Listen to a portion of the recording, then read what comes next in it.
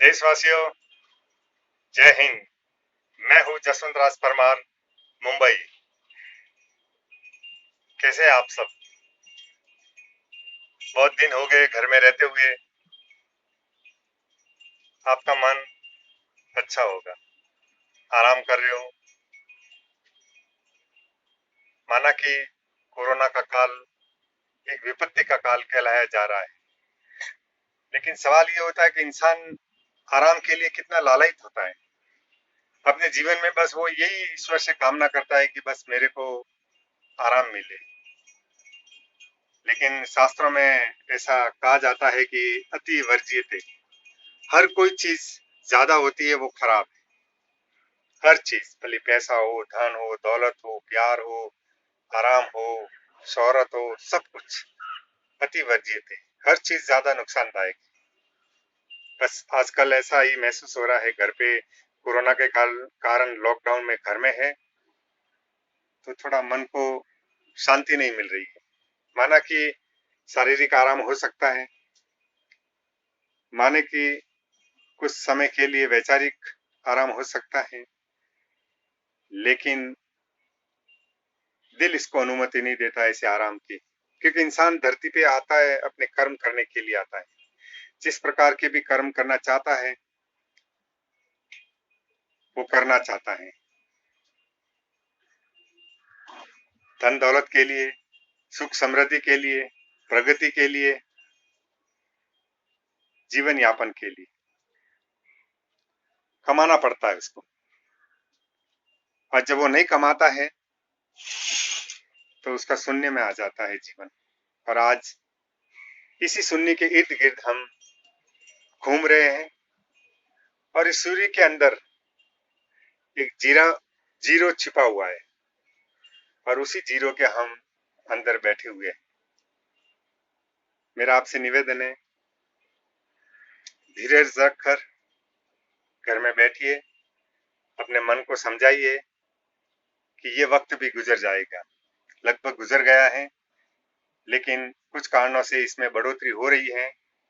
माना जाता है कि कुछ प्राकृतिक कारण है, कुछ राजनीतिक कारण है। लॉकडाउन बढ़ाने का हर वक्त कोई कोरोना की बीमारी या कोविड-19 ही नहीं है। इसके अलावा भी कुछ कारण बन रहे हैं जो आज आप और हम देख रहे हैं। देश के बहुत से हिस्सों में ऐसे कारण बनाए जा रहे हैं जिससे लॉकडाउन बढ़े। चलो कोई बात नहीं, देर आए दुरुस्त आए। हम यही कह सकते हैं कि अगर कोरोना को हराने के लिए, कोरोना को खत्म करने के लिए, कोरोना से बचने के लिए, अपने आप को बचाने के लिए अगर किसी कारण घर पे रहना और भी पड़ सकता है, हम तैयार हैं। मानसिक तौर पे हमने ये स्थिति बना ली है कि आगे आने वाले कुछ समय, हो सकते महीनों में हो, धंधा व्यापार चलने की आशंका जताई जा रही है, लेकिन नहीं, ऐसी बात नहीं है। आप बिल्कुल तैयार रहिए। जब भी ये लॉकडाउन खुलेगा, धंधा भी तीन गति से आगे बढ़ेगा। आप बिल्कुल मानसिक तौर पे तैयार रहिए। ये अपना हिंदुस्तान, भारत, इंडिया, जिसके प्रधानमंत्री नरेंद्र मोदी जी हैं, इस देश को कभी भी आंच भी आने नहीं देंगे। और जिस प्रकार की छवि उन्होंने पूरे विश्व में भारत की बनाई है, वो बहुत ही वंदनीय है, सराहनीय है, तारीफ काबिल है। ठीक है, सुख और दुख, समय और असमय का फेर होता है कि इस प्रगति में, इस गति में कोरोना एक बाधा बन के आया है, लेकिन संतोष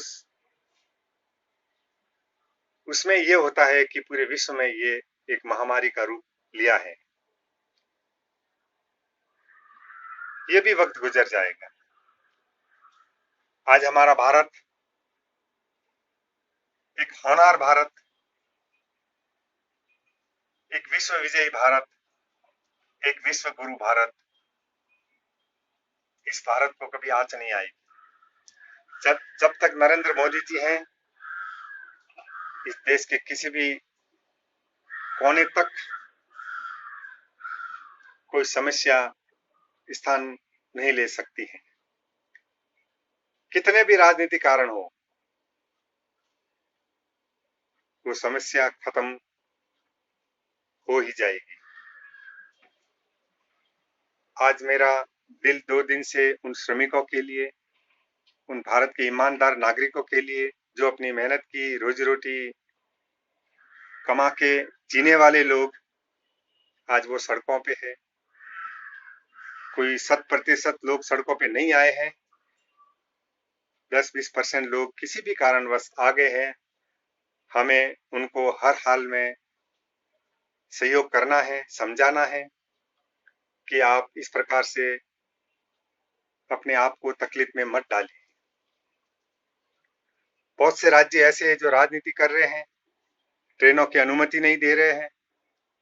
केंद्र अपना भरसक प्रयास कर रहा है।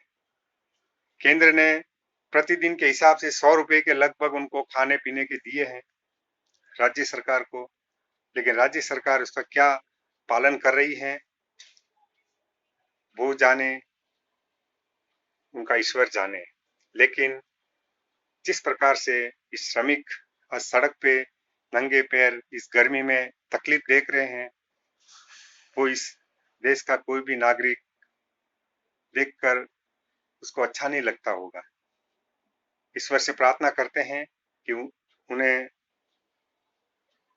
अपने सही मुकाम पर पहुंचाए, जल्दी से जल्दी सुविधाओं का लाभ दिलाकर राज्य सरकारें ट्रेनों की अनुमति दे और हर प्रकार से केंद्र का सहयोग करे।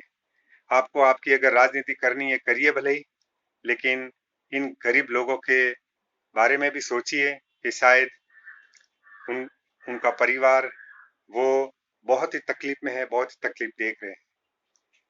किसी एक राज्य के बारे में कहने की जरूरत नहीं है, लेकिन ज्यादातर विपक्षी राज्य जहां पर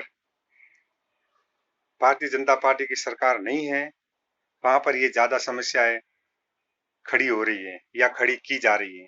देश सब समझ रहा है, उस राज्य का एक एक नागरिक उसको समझ रहा है, क्योंकि अब उनको समझने में देरी नहीं लगती। देशवासियों, मेरा आपसे निवेदन है, इस चीज को समझिए। 25 प्रकार की राजनीति का ओछा रूप देखा जा रहा है, वो कभी क्षमा योग्य नहीं हो सकता है। भारत के प्रधानमंत्री ने 20 लाख करोड़ रुपए का एक इतना आर्थिक कवच पहनाया है, उसका ध्यान हटाने के लिए आजकल कुछ पार्टियों के नेता जो मुख्यमंत्री भी रह चुके हैं, इतने भले इतने अच्छे इंसान होते हुए भी वो किसकी भाषा बोल रहे हैं कि हिंदुओं के मंदिरों में से सोना निकालकर सरकार उसके ऊपर कब्जा कर ले और उसका उपयोग करे। ये बहुत ही खेद और शर्म की बात है, दुख की बात है, दिल को झकझोरने की बात है। और हिंदू धर्म की आस्थाओं को ये करारा आघात है। आप क्या देना चाहते हैं? आप इतने बड़े नेता हो, हैं? आप इस देश को क्या संदेश देना चाहते हो? क्या आप हिंदू विरोधी हो? और हिंदुओं के विरोध में अगर इस प्रकार की बातें करके आप क्या जताना चाहते हो? सिर्फ और सिर्फ राजनीति, सिर्फ और सिर्फ कुर्सी के लिए?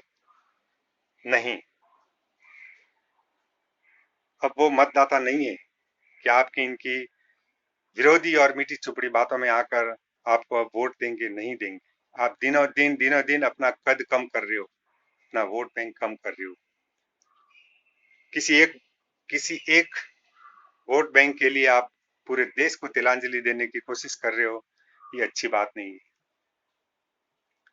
पालघर में साधुआ का निर्मम हत्या हुआ, उसके बारे में भी आपका रवैया अलग था, लेकिन कोई बात नहीं, वो आने वाला समय इस चीज का जवाब देगा। मेरा आपसे यही निवेदन है कि जिस प्रकार से श्रमिक अपने घरों की ओर जा रहे हैं, उन्हें हर हाल में आप सहयोग कीजिए, सहायता कीजिए, क्योंकि एक गरीब का मन होता है, बहुत दुखी होता है। उसके अंदर इतनी पीड़ा होती है हर प्रकार की। जीवन जब वो जीते हैं, सुबह से लेकर शाम तक वो सिर्फ और सिर्फ मरते हैं। जिंदा रहते हैं लेकिन जिंदा लाशों की तरह वो अपना जीवन यापन करते हैं। उनको आप बिल्कुल पीड़ा मत दीजिए। वो बहुत दुखी है, वो अपने देश के नागरिक है वो कोई हजारों किलोमीटर अपने गांव, अपने माँ बाप, अपने दुनिया, अपनी परिवार, अपने खेत खलियान, गली मोहल्ले, घर चौबारे छोड़कर वो शहरों में आते हैं सिर्फ 2 पैसा कमाने के लिए। आप उनके साथ खेल मत खेलिए। मेरा आपसे निवेदन है, वो भी भारत के वासी हैं, उन्होंने भी कभी आपको वोट दिया होगा, उनके साथ ऐसी गंदी राजनीति मत कीजिए। वो पीड़ा में है, उनको जैसे तैसे भी उनके गंतव्य, उनके घर पर पहुंचाने का प्रबंध करें, ट्रेनों की अनुमति दे। आप जितनी सुविधा अपनी तरफ से कर सकते हो करिए। ये बात आप अपने जहन में बिठा लीजिए, क्योंकि आप भी इंसान हो, आपका भी धर्म होगा, आपके भी ईश्वर अल्लाह होंगे।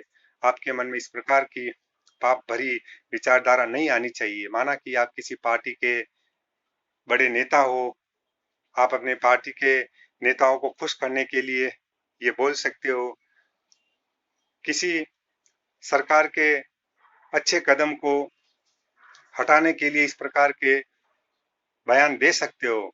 हम समझते हैं इसको, आपकी राजनीतिक मजबूरी को, लेकिन ये राजनीतिक मजबूरी बड़ी घातक है आपके लिए, देश के लिए, समाज के लिए। आज आप इस पर विचार कीजिए, एक बार सब भूल जाइए। सरकार आपके साथ है। केंद्र सरकार का हर कदम राज्य सरकार के अनुमति के बगैर नहीं बढ़ रहा है, फिर भी आप उसको छुपाने की कोशिश कर रहे हो, जो कभी भी अच्छी बात नहीं हो सकती है। देशवासियों, निश्चित बात है आप अपने घरों में हैं, थोड़े दिन और घरों में रहिए। अपने मन में एक सरल जीवन का उपाय सोचिए, सोचते रहिए कि आने वाले कल के लिए हमें क्या करना है। लॉकडाउन का पालन कीजिए, जिस प्रकार से भी सरकारी निर्देश हो उन्हें मानने की कोशिश कीजिए, और कोरोना को एक अपने जीवन का हिस्सा बनाने की कोशिश कीजिए। मास्क का उपयोग कीजिए, हाथ साफ धोइए, 2 गज की दूरी का पालन कीजिए, और आने वाले समय में ये सोचिए कि हमें जीवन जीना है, बहुत अच्छे ढंग से जीना है, और कोरोना के साथ जीना है। हजारों बीमारियां हैं अपने जीवन में, सबको अपन सामना करते ही अपने जीवन में। इसलिए डॉक्टर जिंदे है, इसलिए डिस्पेंसरी चल रही है, इसलिए हर साल अस्पताल बन रहे हैं। ये कोरोना भी उसमें हो जाएगा। कोरोना कोई जरूरी नहीं है कि हर बीमार होने के बाद ही उसका इलाज ढूंढा जाए। आप उससे रोकथाम भी कर सकते हो, प्रिवेंटिव मेजर भी उपयोग कर सकते हो, वो भी एक इलाज होता है। Prevention is the best curation. आप उसे पालन कीजिए, शांत मन से रहिए घर में, खुशहाल जीवन को आमंत्रित करिए, और इस प्रकार के आपके जीवन में जो ये आराम आया है उसकी कद्र कीजिए। जय हिंद।